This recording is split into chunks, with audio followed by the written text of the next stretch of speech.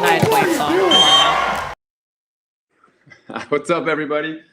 Oh, episode 2 of What Are You Doing? I'm so excited. I feel so much better about my background. I mean, how can you not be stoked when you got, wrong hand. I mean, you got the mama, the black mama. You got Kobe in the back. You got a sick lion. I keep pointing the wrong way. Got my Wilson ball planted perfectly. Christmas lights. Let's see. We got Blake. She's in the chair watching a video so Dad can do the What Are You Doing episode 2. And I'm so stoked because I got Madison McKibben live with us today. And you guys have, the brothers probably better than anyone else because they've been producing some of the most epic content. And we're going to get into that a lot. So here we are. I'm letting Maddie in. On your market, set, go. Oh, he's all right, Casey. Am I here? All right, I'm in. Casey, thank you for having me. I guess we'll address the elephant in the room of Riley can't be here. So for all of you who were hoping Riley would be here and are a bigger fan of Riley than me, I'm sorry, but he could make it. He's taking care of his newborn Storm as well as editing. So you just got me. It's just me and Casey. Oh, well, I feel like we're thanks for having me. On another flight to the Wilson headquarters again. It just feels like home cooked meal. Oh, I love it, man. So stoked. I mean, how good does it feel to get through those 4-man videos? Oh, man, we're almost done. We are almost done. Right now, Riley's finishing up the women's finals, which is, I think, one of the best matches of the entire thing, and I'm not just plugging it.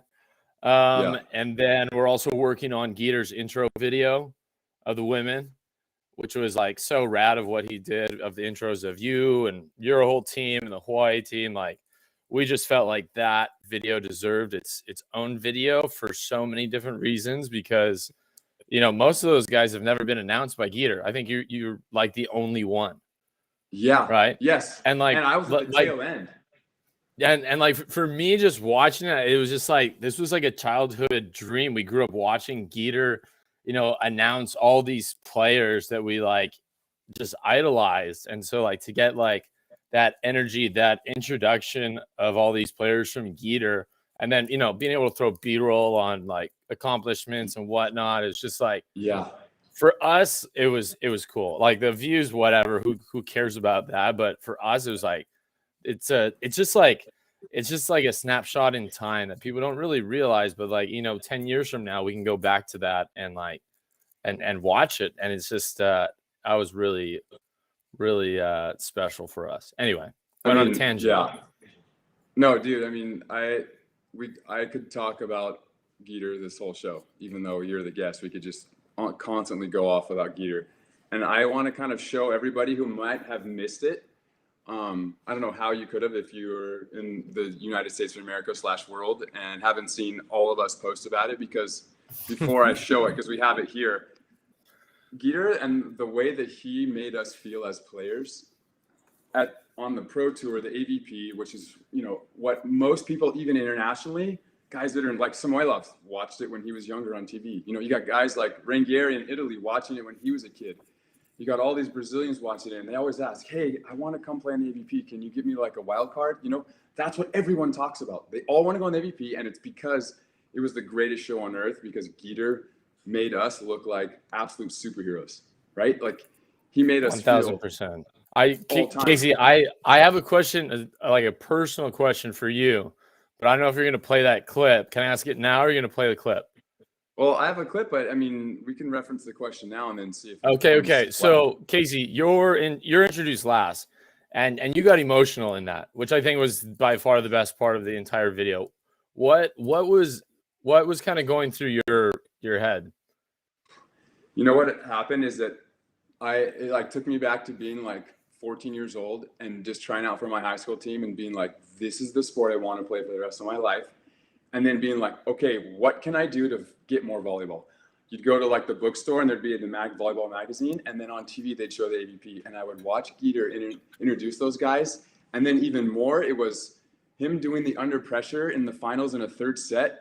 He would do this thing called under pressure, right? And the music would go and he'd go to each individual player and be like, Phil, from the womb, you were born to be the best player on earth.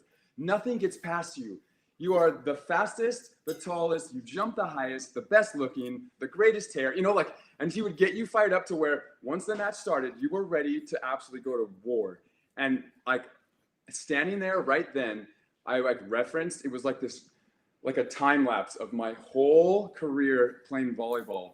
You know what I mean? Going through all the ups and downs and being like, oh my gosh, dude, like this is basically better than the Olympics for me. Like getting announced by Geeter where he just goes off and you feel like you could am I hovering? Am I flying right now? That's how you feel. So that's what went through my head like during that time. And it was kind of like when you're a kid also watching like the Olympics, you're like, dude, one day I want to get there one day. Like that's how I felt inside. I felt like that was like the national anthem playing for me to play in the final. So that's what Geeter does to my soul. And he makes volleyball so special. So you guys pulling that off was all time. But if you haven't seen the clip, I have it here to show everybody. I mean, I feel like they deserve it. I mean, yeah, if they want to show it, I mean, it's by far my favorite scene. I teared up when I watched it again. I'll watch it four or five times a day. So we're gonna roll it right here. We don't just save the most decorated for last. We don't just save the oldest for last. At 41 years old, a father of four, at a Newberry Park High School, which really flies under the radar, at a BYU where he won a national championship his freshman year in 2004. He played indoor in Puerto Rico, said, I'm going to come out to the beach. He was a Rookie of the Year. 24 titles later, 3-time Team of the Year. Ladies and gentlemen, a 2016 Olympian. Give it up for one of the most entertaining, one of the greatest guys on and off the floor, Casey Patterson.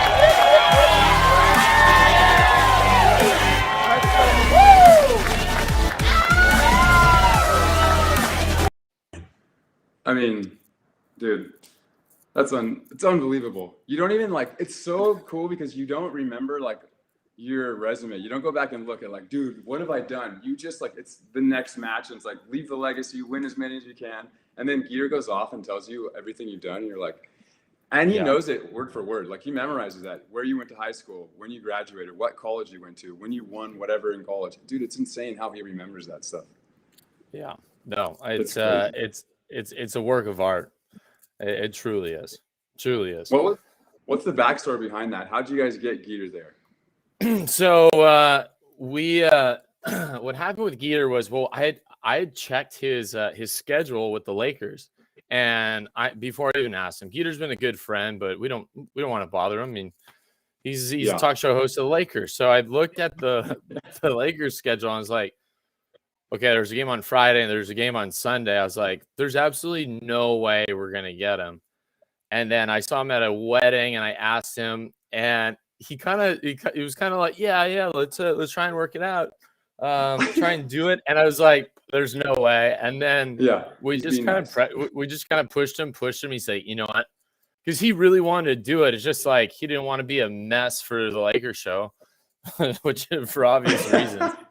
So he flew in. He took a 6 a.m. flight on Saturday. We didn't tell any of you players that he was coming, just as another kind of surprise on top of the whole event. And, Jared Elliott, the head coach of UT, who's a good friend of his and ours, he picked him up from the airport, drove him straight to Moon Tower, and he showed up at noon. And then he flew out that night, got home the next morning, and did the Lakers show.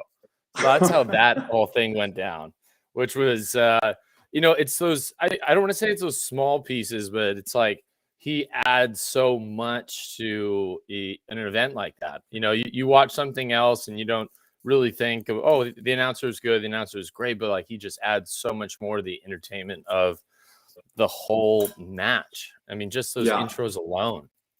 Yeah. Yeah, he has such a rad ability to pull you in the whole time during the match. And there's no dead space, right? He's talking, and during your guys' video, you just hear him on the mic in the background. I love that you left that all in, because he'd be referencing things. He's what do you think about it? You know what I mean? And you're oh, this is amazing, because we're hearing him talk the whole time, but he keeps everybody engaged, right? He's the guy that spilled his drink. He's calling him out. You know what I mean? or the chick that like just bounces and she's like, where are you going? You know, and he keeps everybody engaged and they're all just like waiting on the next thing he's going to say. It's like his power to captivate people is incredible. Yeah, no, it was really funny because we put a lav mic on him. So because normally you only hear what comes out of the microphone. We have all the stuff that doesn't come out of the microphone. None of it was bad, but he's like ordering. Someone's like, "Hey, Geeter, would you like another drink?" He's like the same thing. You know, a little bit of grapefruit juice. Like it was perfect. Yeah. Thank you. A little bit of lime, and it's just like those parts. It's so funny because it's like. It's not just about the the competition and the playing. It's the environment. There's just a whole story to the entire event. Yeah. And so like to have all those sound bites and clips. We posted another video of like the Hawaiians during their timeout, which I thought was hilarious because they're all speaking over each other. Yeah, and just like everyone's talking. There's just so much. There's so many other pieces to it, and it's not just the competition, which I think made it so entertaining. But I'm biased, so Yeah, I 100% agree, and I would say most people that watch that are like, dude, that makes it's such more of an elite level. It takes it to like something that it's hard to replicate that stuff when you have someone that special. Not only is he good at it, has like a photographic memory, but it's like he was put on the earth to do that, and he's really good. You know what I mean? There was like, he's just worked hard, and that was naturally something that he did, and it's so rad. No, I know, and I think like the way that Riley and I approached the whole thing was like, let's make this as entertaining as possible. And like, there's a question that kind of came up about like the rules of 4-man, and so like we wanted to go big court. We over short court, that's one thing. We wanted to keep hands really, really loose, right? Because who wants to see a doubles call with, that versus, an amazing hit by Casey Patterson. Sorry, no, Taylor Sander, my bad. It's okay. And so we want to either keep one of those and it works. We want to keep loose hands so that you can have these amazing setters. I'm not referencing Trevor as amazing setter, but if Riley was to play, because Riley's a much better indoor setter than a beach setter, but to see them do what they do, in a 4-man setting and run faster offenses, we wanted loose hands, so there weren't as many calls. Yeah, you have to have that because guys are like Taylor's bombing the serve, right? So you're getting an out of system pass 50 feet in the air, and it's dark because it goes up into the sky, and you're like, okay, I'm gonna have to I have to be able to hold this for a second, or I've got to go fast. Or just go fast and just run it quick to chase or Troy to the outside. It was just so much more entertaining. So that was one of the rules that we kind of wanted to change. And John King, who's one of the head AVP refs, he came out and he was awesome. We told him like, hey, can we be loose in the hands? He goes, I completely agree. We wanted to go no antennas, but that to kind of an ode to the old school guys, but we couldn't do that because of the situation. And then what were the other rules? Oh, we wanted the block to not count as a touch. So when we the rallies are better. It continues the because rallies. when we played in Qatar for the ANOC games, people who don't know, our team was me, Casey, Riley, Brian Cook, Troy Field, Taylor Crabb. Am I missing anyone? I don't know. But anyway, playing the ANOC games, and I remember sitting at the players meeting, and they were still discussing the rules there, or asking for our suggestions. Yeah. And anyway, they ended up being the block counts as a touch, so you only have 2 more, touches to play it over, and so you get a free ball over rather than another attack. And so we just wanted, more entertainment. More kills, it was more interesting blocks, more hits. I remember us looking at Sinjin just behind our bench too after a match. And we're like, because of some random play, right, where we actually set it versus send it over, and it made for so much better of a rally. And I think the ref calls it, and I look at Sinjin, I'm like, why is this happening? This is so terrible because it's ruining the magic of 4-man, the hybrid of indoor and athleticism and hammering high off blocks and rallies going, and then the beach aspect of being able to grovel and keep balls alive and have the wind and be able to bomb your serve and all these kinds of things. And so it's that had to be the rule. And so I'm glad that you guys Yeah. figured that out. No, Thanks so and, much. and I think it's the perfect combination between beach volleyball and indoor volleyball. You know, the Yeah. athleticism from indoor volleyball with everything else that beach volleyball has to bring to the table. And another reason why we did the hands thing is because I didn't know this, but I've talked to a bunch of club coaches, and indoor club coaches won't let their players play beach because they don't want their hands to change. And it's Yeah. like, wait, Right. what?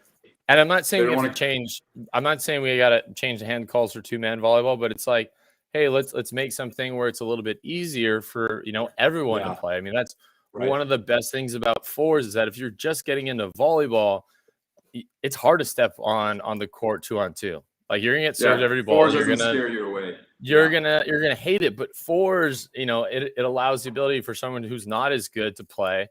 And if they get one dig, they're the ultimate champion of the team. Yeah. It's like, like Alex Bay can still play. Yeah, he just scoops one ball or passes one nail, and he's like the greatest day ever, right? Like he contributed. It's like best ball in golf, right? Exactly. It's so much easier to just like transition. From like an accessibility and bringing more people into the sport, it's an easier way to play. And if you go down the strand down here, I see more people playing fours than playing twos. But yeah, they're completely different games. I have nothing against twos. They're completely different. I think they're very complementary, and it's fun to be able to do something a little bit different to complement two-man volleyball. Right. I agree. And it's something that also after we've played both indoor and doubles, when we play four-man, like especially for me now, you're like, dude, I could play forever because I could be a setter. You know what I mean? Like I could just play back row, scoop, and then set my guys that are just the horses that are flying around and hammering, like Troy and Chase and Jeremy. Like you feel like you could play forever. So I think it also brings a lot more of the depth in players, right? Hi Blake. Oh yeah. A snack, guys. Yeah, I got to. Yeah, you know what? I want to bring up your guys' path, you and Riley, because I remember you being in sports academy, finishing your schooling at USC and kind of going into marketing and media and social media and branding, and kind of you were just deep diving into all that stuff. And we kind of sat down. I think you sat down with Tony Besson, who was running that department at the same time. And what was it that really clicked for you guys to start your channel? Yeah, I mean, we've been asked that question a lot. So, I mean, I don't know. People have probably know a lot of this already, but Riley and I had no background in film, no background in editing. We started on the beach 5 years ago, and there was no tutorials online. So we started making tutorials. We really had, I mean, from the beards were not on purpose. We just grew beards because we always had to shave at USC. And I say that because it wasn't like, hey, let's grow a beard so we can brand ourselves. Same thing with our YouTube channel. It wasn't like, oh, let's build a YouTube channel so we can, we didn't know where this was going to go. Right. Yeah. And so we just had fun making tutorials and kind of messing around. Like some of our earlier ones are just, we just screw around a lot of times, but have informational content as well. And a byproduct of that was is kind of showcasing personalities of other players on the AVP, which was kind of just like a byproduct. We didn't kind of realize that, and you got to kind of see who these players really were. And so we went from tutorials to Riley told me about Casey Neistat and vlogging, and I was like, what's vlogging?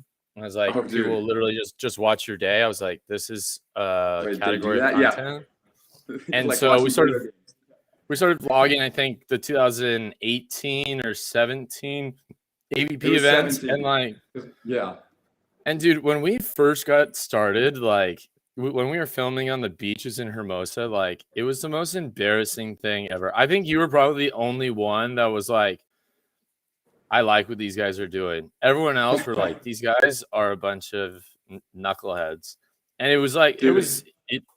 It's tough. It's tough to pull up the camera and just go for it. And then, doing that at AVP tournaments and bringing that into the players' tent, I was like, Riley, are we really gonna bring the cameras into the players' tent?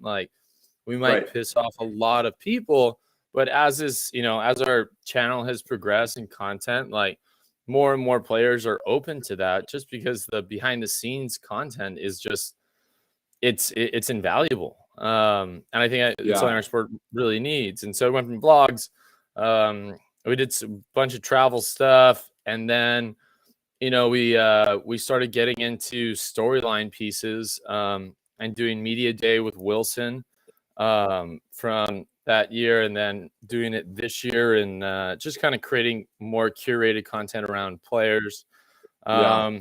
And then 4-man events, which after the Austin one, we got approached by a lot of different places all over the country to I bet. talk to them about putting on 4-man events. But we're just waiting for. I mean, the FIVB schedule's coming out. The AVP schedule's coming out. So we're we really want to put on a few more, but not necessarily a league or a tour, more of like a UFC style. Like let's get the right location, let's get the right date that doesn't conflict with any other tournaments. One thing I didn't know was the Austin tournament conflicted with the Laguna Open, which I literally checked every single tournament that was going to happen to find a date. The one thing I didn't check was Formula One that was happening over That was gnarly. the weekend. Yeah. Costume on my flight. I'm like, what? I feel like I'm in the show. Where's the camera? Can I get like a spot on the show? Where's Magford Stafford? Let's go. I know. So that was the one thing. So just waiting for all those things to come out and finding dates, find the right locations. I know we really want to go to Chicago. We definitely want to have one again in Austin. But just being that kind of filling the gaps in beach volleyball of when things aren't going on, I think would be rad. And when people's things are free, but it's got to be like the right setup, the right matchups, the right setups. And so that's like, it would replace it's a rad way of like almost switching out what the AVP used to do, which was hot winter nights, right? Everyone would like. Jake I heard about this. Never got to do it. I got invited once, and they canceled the one that I got invited to, and then they never did it again. And guys would you go. So what was it for the people? Okay. Yeah. So Hot Winter Nights was rad because the season's over, and then like right now, like what are we doing all off season? Like there's nothing really going on, and you kind of lose a lot of the like hype, and people aren't really talking about it. But everyone's still playing because they're training for indoor club and high school, so everyone's still playing volleyball. But there was nowhere to go see like current beach volleyball. So they would set up these rad sand courts in like baseball stadiums or go to like venues, like kind of like the Texas one we had. And they would do like it would be called Hot Winter Nights. And sometimes I think at one point they took a bus and hit a bunch in a row, and they'd be like on a huge tour bus, like a rock star tour bus. And they'd all be just traveling from location to location, playing like king of the beach style, where you'd play one game with each player. So like me, I played with you, and then I'd play with Riley, and then I'd play with Troy. You know what I mean? And then, of course, the winner would get more, but then all the players would be like, dude, let's just split all the money evenly and have fun. And so they would put on a show. I say we because I want to go. But they would put on a show, and you'd really entertain people, which was, it was so fun to see and watch. And I was like, dude, one day that's what I want to do. I want to get on that. It's so rad. And so I think the 4-man has been a perfect fit for that, because even in this 4-man, you guys cut it out, but we start to just get meltdown city in game 2 of the finals. And that one tall dude with the long hair, he's like talking trash. It's right as I turned and try to hit on 2 off the pass, right? And I did the first one in the semifinal. I put it away, and I'm like, oh, I'm going to bounce this one. And so I just tried to pull it too quick and hit it at the bottom of the net. And this dude stands up. He's like, set your guys. You're terrible. What are you doing? You're the worst setter ever. And so I walk over, and I love this because I see you like kind of see me too, and you're like following and kind of getting closer. And I walk over, because this guy's chirping at me the whole time. I'm like, okay, dude, I'm going to go over and just confront this guy in front of everyone. Because they're up like 16-12. I'm like, this is embarrassing. So I go over, I'm like, hey, dude, you obviously told me I'm playing terrible. Can you go in and set for me? And he's like, oh, yeah, bro, I'll go in and set. And I'm like, no, I'm serious. So he stands up, and so I sit next down to his wife. I'm like, let's go, dude. Your turn. Why don't you go run the show if it's so easy? He's like, oh, well, my knee hurts and I haven't set in a while. I'm like, exactly, dude. Why don't you just enjoy the show and pick a team and cheer for them? Stop just chirping at me to chirp for no reason, because whose team are you on? It was so funny. But then by the end, you kind of go over and like, hey, man, calm it down. He's like, yeah. And he tries to like finish with the last word. I'm like, okay. And then after, he talks to me for 30 minutes and taking pictures and wants to like hang out. And I'm like, dude, that's the magic of like the on-court, off-court though. If you can approach that stuff in a funny way and not like use the negative tone and like attack them, but like, bro, why don't you go play? You know, like it opens up the game to be more like everybody's involved. And so that was hilarious. No, I knew the guy. I was kind of disappointed. I gave him a piece of my mind just because, I mean, it was for all these amazing AVP players to come out here and do this was awesome. And I think heckling is just a part of the sport.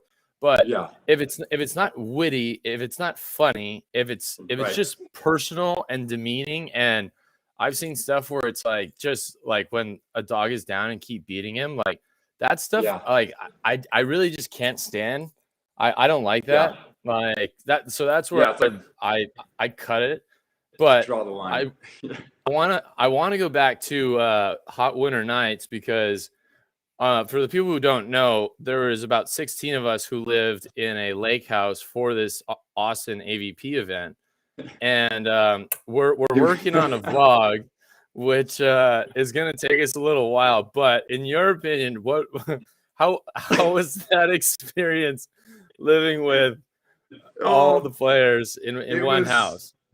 It was so funny. I feel like it was basically just like an MTV, series. It could have been an MTV show easily. And it was hilarious walking in and seeing everybody out on the patio in the smallest space possible with this huge house, but they're all confined and everyone's sitting around each other, just talking, music's going, they're all laughing, getting after it. Everyone's sleeping on air mattresses. We got rooms over here, people over here. We go wake up Riley. He's like startled and blanket flies off. And we're like, dude, I had my phone battery. I'm like, where's my stuff? And then Chase, Troy, and I are out in a trailer, out on a mobile, like a motorhome out on the road. I mean, that was as entertaining or more than playing the format. It was insane. It was so fun. I think entertainment-wise, that's going to be huge. The vlog we're working on is hilarious. Ian Brennan just said, what's your most embarrassing vlog story? I mean, I'm just going to continue with this vlog story. And Casey, you can fill in this short anecdote. But like one of the most precious moments was you had just shown up, Tri just shown up, and it was you and Tri talking, and you guys are talking about the Manhattan Beach Finals. and I'm listening to this, and it's in the kitchen, and you're like, dude, I wanted to win so badly. Like I wanted to win, but I was so happy for you, Tri, for what you've been through. For those of you who don't know, Tri, had an autoimmune disease, was out for 2 years, and came back faster than anyone possible. And you're like, dude, I was so happy for you, but I wanted to win so badly, and I hate losing to Trevor, and something along those lines. But I was like so conflicted, but I really wanted to win. But Trevor, like, come on. And then like this isn't on film because we didn't want cameras, and I just looked towards the refrigerator, and Trevor's up in the refrigerator, and he says something like, "Oh, I loved beating you, Casey," or something like that. Oh, and dude, I was like, this is just a magical moment. And the stars aligned for that, dude. It was so good because I remember just seeing Tri like a year into his battling the autoimmune disease and being like, dude, I swear he weighed like 140 pounds. He was so skinny and frail, had a blanket over him at the beach. He was watching people. I'm like, dude, from playing him in the Manhattan Beach Finals, battling to go to the Olympics against him, to like where he was at now, it was like, oh my gosh, dude, my gut was just wrenched. And then to see how far he's come and how well he's doing, that I was like battling my internal emotions, because in that final, I'm like, Tri has come so far. He's done so much and worked so hard that I 100% want to win. But if I'm going to lose to a guy, he's the one that I would give, like, I want his name on the pier. Like, he's the one that deserves it. And they'd be like, but I couldn't deal with my emotion. This is right after the finals. He's getting interviewed, and I walk over to Tri. I'm like, bro, I was like already kind of like tearing up because I was so happy for him and so mad and angry for myself in a sense. And so I was like, dude, there's nobody else that I'd want to win this besides myself. Like, I'm so glad that what you've battled through. And he's like, thanks, dude. And we kind of like hug it out. He was like, but I was like, dude, I just don't want Trevor to win. That's it. Like, I don't care if you win. I just don't want Trevor to win. And he's like, yeah, it's weird. I kind of felt the same way, and I was his partner.